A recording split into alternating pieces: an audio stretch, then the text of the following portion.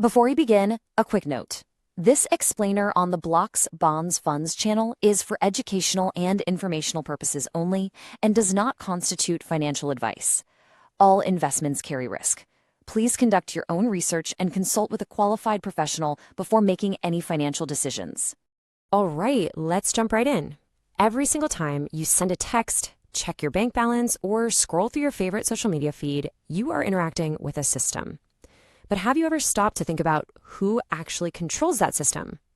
Today, we're going to break down the huge difference between the two models that basically run our digital lives: centralized and decentralized systems.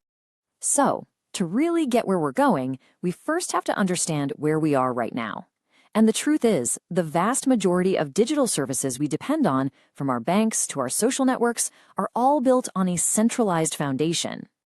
So what exactly is a centralized system? Well, think of it like a classic hub and spoke model. You've got one central server, or maybe a small group of them, acting as the single authority, the boss.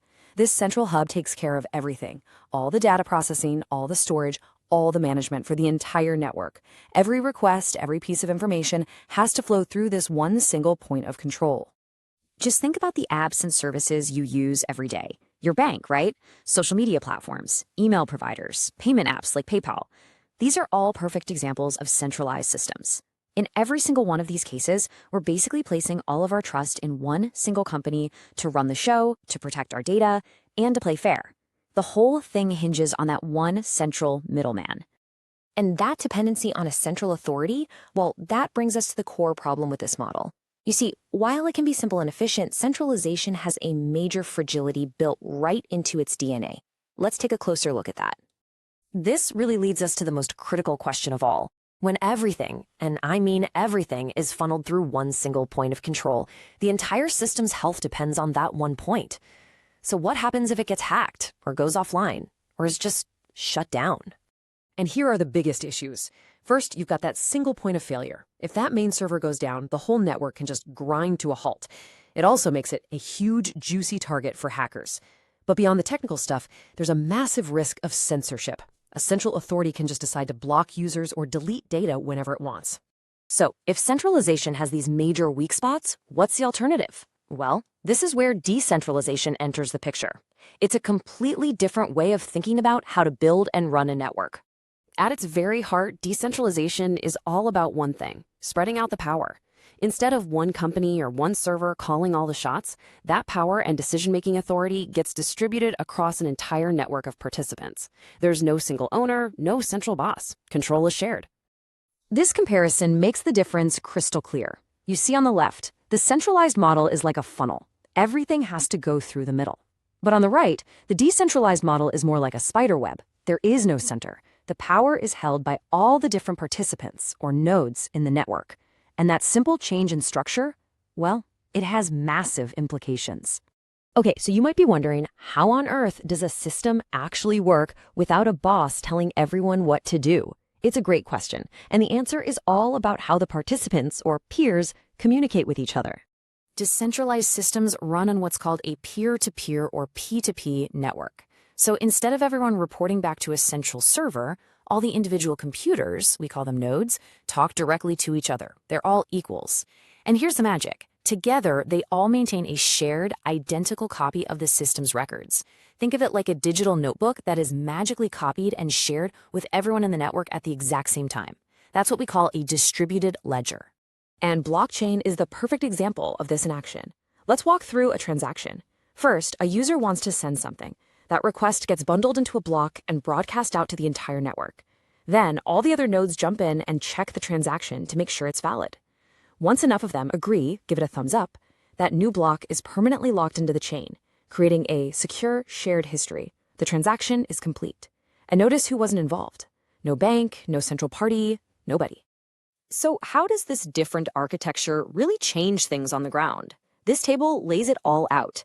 Just look at the shift in control. It goes from one authority to many, many nodes. That means there's no single honeypot for hackers to attack, which makes massive data breaches a lot less likely. The system is way more resilient to outages, but honestly, the biggest game changer might be censorship resistance.